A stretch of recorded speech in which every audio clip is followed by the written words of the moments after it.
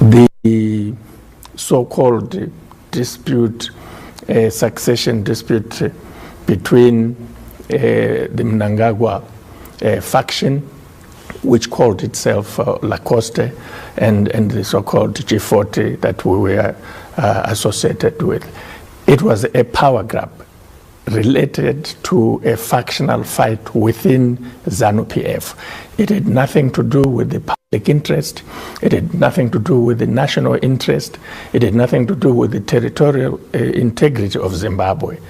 It was an unprecedented, in our region, in Southern Africa, act by the military to descend down to the level of squabbles within a political party.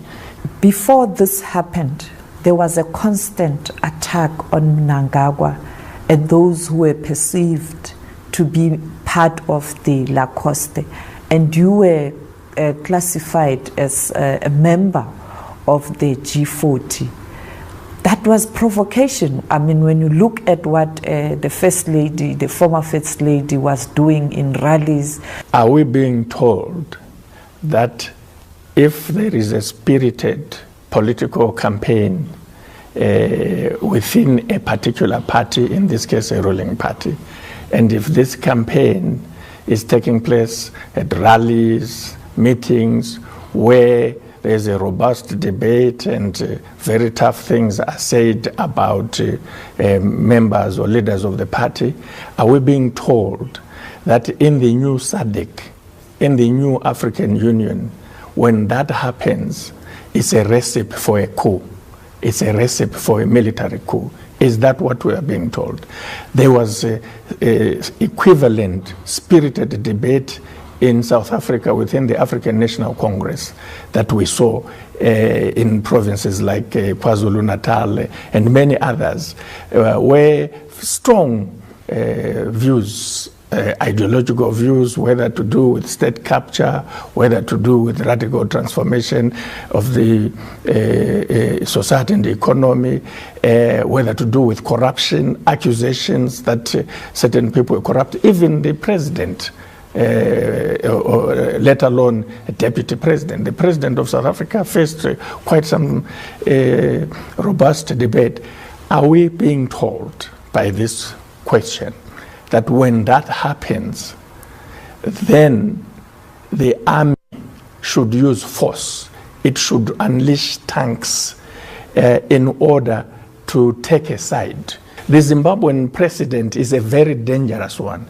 It is uncivilized. It's unbelievable that in 2017, you can get a country's army descending unprofessionally, unconstitutional, the level where you say a permanent secretary in the Ministry of Information believes that he has been insulted at a political rally.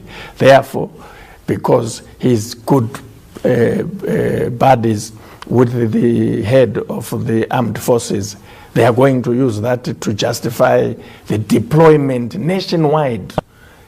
The whole country, and the country was under military siege from the 15th of November to the 18th of December. Because of that, now, what is really of concern to many, especially members of the former ZANU-PF, as it was before, is that Emmerson Mnangagwa, General Chiwenga, and all these people in the military cabal associated with the bloody coup of 15th of November are the very same people who orchestrated the downfall of Vice President then, Joyce Mjuru. The First Lady herself, she constantly attacked Munangagwa, who was the Vice President of the party. First of all, I want to repeat the fact that even if what you are saying were true, which it isn't true, but let us assume it was true, it can't justify a military coup. And this is the more important point than the one you are making. We cannot allow a situation where we start taking a position that the end justifies the means. So as long as we want to grab power, we will find a pretext, and in this case, the pretext will be, did you not see the humiliation of a particular leader by the First Lady? Now, let's get to the fact. The fact of the matter is that Grace Mugabe, as the First Lady, and President Mugabe went through unbelievable humiliation. Unbelievable humiliation. The people who are raising this suffer from some either selective memory or they are part of this coup. Are you corrupt? No. In fact, this is laughable. Seriously laughable. First of all, this is an accusation coming from the most corrupt politicians and public officials in the history of our country. They cannot account for the assets that they have. The richest individual in the Republic of Zimbabwe is Emmerson Munangagwa. The one person who was responsible for setting up ZANU-PF companies when he was the Secretary for Finance of the ruling party is Emmerson Munangagwa. There is no cent that comes from those companies, including a bank, including investments in the region, in countries like Namibia and even South Africa. The person who led the plunder of resources, even in foreign countries such as the Democratic Republic of Congo, leading to the United Nations investigating and coming up with a report that is still there, is Emmerson Mnangagwa, along with the military cabal of General Chiwenga, SP Moyo, the person who brought the Chinese to plunder Chiadzwa diamond resources for Zimbabwe, up to a point where we have, at the very least, over a period from 2007 to 2014, some 12 to 15 billion dollars in diamond revenue that remains unaccounted for, that went into the pockets of individuals. These people have staged a coup, not just to grab power for the sake of grabbing power, but in order to cover up their corruption. That command agriculture was nothing but a looting scheme. But some are saying that agricultural program was a program aimed at assisting farmers, and farmers are happy, and you guys... No, there are no farmers. You are just trying to use that as a scapegoat based on your own corruption. What is our own corruption?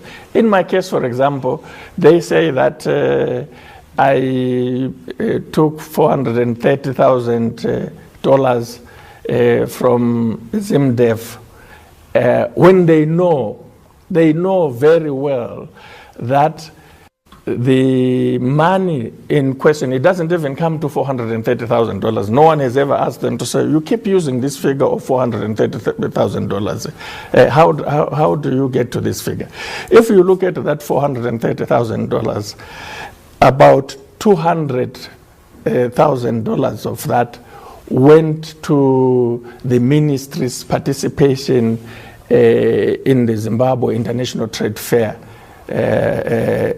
program in 2016. And we won. We were the first government ministry since the establishment of that trade fair in Rhodesian days to win the top prize, because we had a very innovative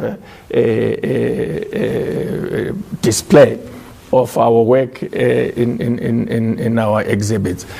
And the remainder of that money supported approved ZANU-PF programs, and then 100,000 of it supported a program that was designed to bring together government departments, schools, traditional leaders to support education in general, but science education in particular, in Cholocho, my district, one of the marginalized districts, and part of the marginalization due to the Gugurahundi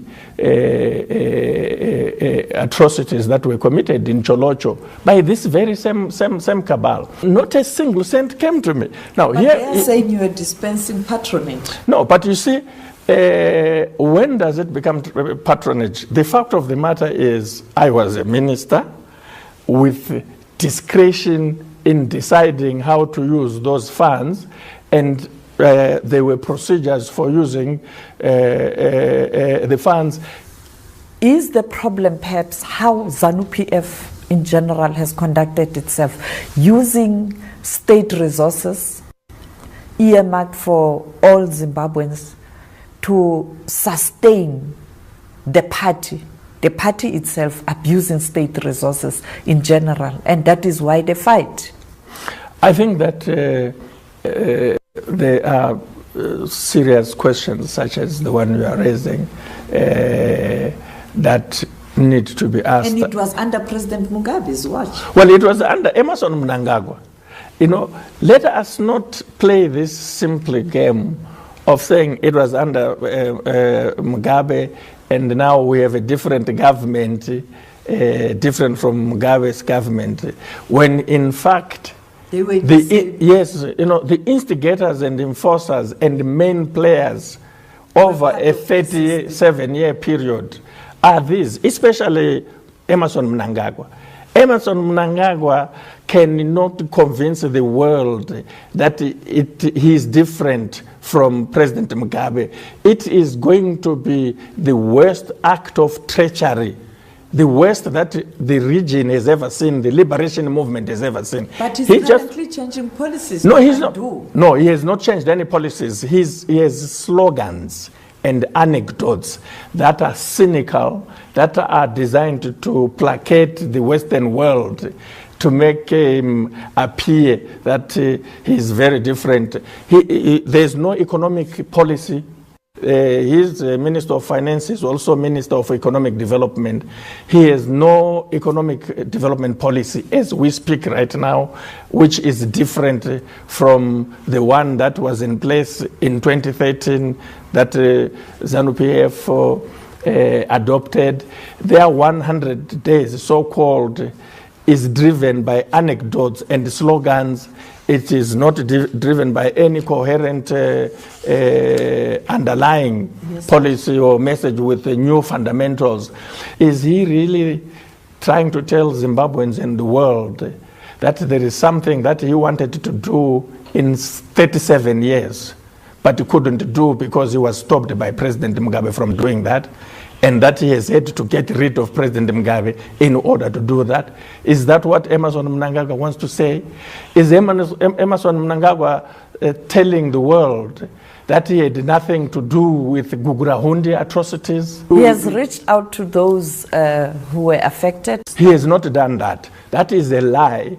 First of all, I was in the leadership with him during the making of Zimbabwe's new constitution that was adopted in 2013. Emerson Munangagwa and Patrick Chinamasa, who were the frontline voices for ZANU-PF during that process, fought very hard to ensure that the national peace and reconciliation process that is in the constitution does not have the teeth or see light of the first of all, they didn't want it. They are the ones who opposed it in ZANU-PF. Emerson Munangagwa and Patrick Chinamasa led the opposition of the National Peace and Reconciliation Commission. They did not want it. They came to the Politburo. We had long nights debating.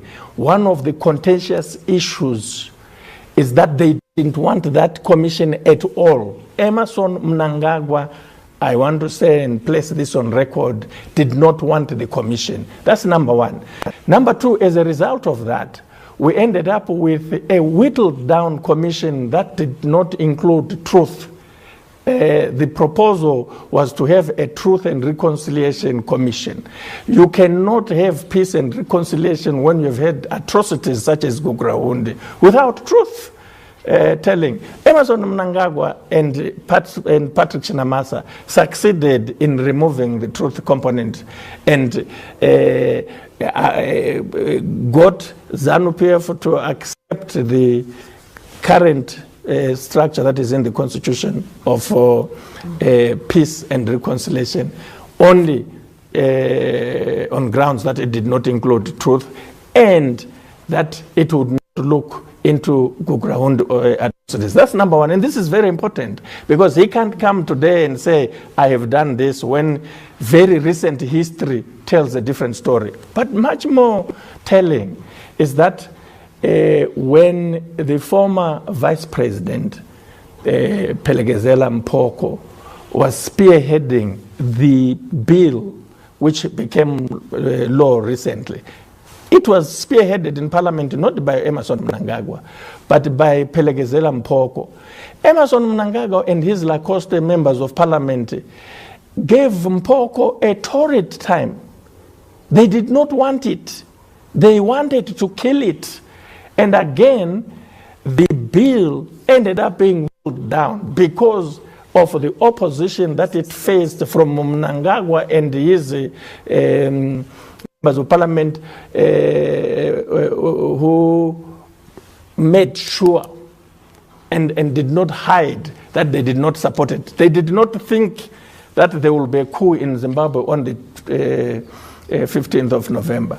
Now, as history will have it, it has created this opportunity for Munangagwa, which he is unable to take because he came to power via the gun and found on President Mugabe's desk a bill already passed, waiting just to be signed. And he has signed it opportunistically after fighting this. And as he signs it, 5 years have gone for the National Peace and Reconciliation. It's a commission which has only a 10-year life, 10 years from August 22, 2013. He can't associate himself with it. It is not going to deliver what it was meant to deliver, not least because now it's being driven by the #1 perpetrator of atrocities. Allegation leveled against you is that you are a foreign agent, spy. How far true are those reports? Are you working for foreign governments to destabilize Zimbabwe right now? Well, but this is a startling kind of allegation coming from people who have used these kind of allegations way back, even before independence. When it comes to people like Emerson Munangagwa, General Chiwenga in particular, if you are educated and you are not available to them, you are not working with them, you do not support them, you are by definition a spy. You are by definition a foreign agent. Because as far as they are concerned, patriotic members of ZANU-PF, patriotic Zimbabweans must support them, must agree with them, must work with them, and if they are not working with them, they must be working for the so-called enemy. In the world of espionage, the spies in this world are vice presidents, generals, the people who sit in joke and know what is being planned. These are the people who sell the information. You can't just, they used to accuse young people coming from school. You go there, you join the liberation struggle, you're wearing a t-shirt, it has a number, it's your spy number. A spy must be a well-positioned person with information and somebody who can make a difference. And as far as the history of Zimbabwe is concerned, the history of who is a spy, who was a spy, who has been a spy is yet to be told. Are you willing to go back to Zimbabwe? The issue is not about us, so-called G40, reconciling with coup makers. The issue is about restoring constitutional government in Zimbabwe, returning to civilian rule. How can that be done under these circumstances? Because the region has accepted Munangagwa currently in terms to accept. He's at the AU, and he was well received, and even the message where he indicated that President Mugabe is fine and is taken care of. How are you going to resolve this? Because it looks like the other people have moved on. No, I mean, a lot of people said that about Rwanda. They said things have moved on, there was a stable government there, and so forth. But look carefully back and take some lessons. The fact that... Are you saying there's likely to be an internal conflict in Zimbabwe? If the fundamental issues that are related to the coup are not addressed, no doubt about that. There is a lot of bottled up tension. Is this not perhaps a threat, and perhaps are you not involved in mobilizing people? No, but I mean, look, does anyone really think in 2017 you can put tanks in the streets, brutalize people in the way they did, and torture members of state organs responsible for security in the president's department, in the police, in the army itself? Do you think you really can do that and get away with it? Munangagwa has warned against any perhaps retaliation. No, but you know, he says one thing during the day and completely different things happen at night. Everyone now knows there are serious tensions between him and the military cabal led by Chiwenga, very serious tensions. And he told the African Union that President Mugabe is safe and secure. That's not true. He's been, and he got applauded for that. He also said he's working very hard to preserve the legacy of President Mugabe. He's doing actually the opposite. They are harassing the president's family on a daily basis. But the president's family is allegedly implicated in corruption. Should they not account? So he said that the legacy is preserved, the president is safe and secure. Meanwhile, you are saying that the president's family is alleged to be involved in corruption. What judicial process has come up with this information? People are using political platforms, media platforms such as this to harass the family. When you make allegations outside the judicial process, you are harassing the family. That's what harassment is. You are engaging in dirty politics. You want to silence them. You are intimidating them. You are instilling fear. If there is a case, a civilized constitutional government follows the judicial process. It does not follow rallies, innuendos. And Munangagwa has been going to these countries, you're saying. Obviously, he's panicking. There's something he knows that obviously many other people don't know about his illegitimacy. And he's trying to convince them that, no, I'm legitimate. But in the process, he's telling a lot of stories which are humiliating the president, the former president, which are false. When he left Namibia, he alleged that the president, when he had a phone call with him on the 20th of November, couldn't remember that he had dismissed him, which is preposterous. What he doesn't understand is that while he was holed up somewhere making that call, The president was not making that call alone. And you asked an important question. So what really should happen? Well, the African Union and SADC need to base their decision not on what the coup makers say, but on what the people of Zimbabwe say and on what the victims of the coup say. The only legitimate way is to have a fact-finding mission. You cannot have all these conclusions that it was a bloodless coup, that it was lawful, without having a process that comes down to the ground and speaks to the people who have been affected. If, as we say in Southern Africa, if Zimbabwe did it, why can't Malawi did it? Why can't Zambia did it? Why can't Mozambique did it? And then in the end, everybody will did it. And finally, have you spoken to President Robert Mugabe recently? Have I spoken to him recently? No, I have not spoken to him recently. I would like to do that, and I can only do so if an opportunity avails itself.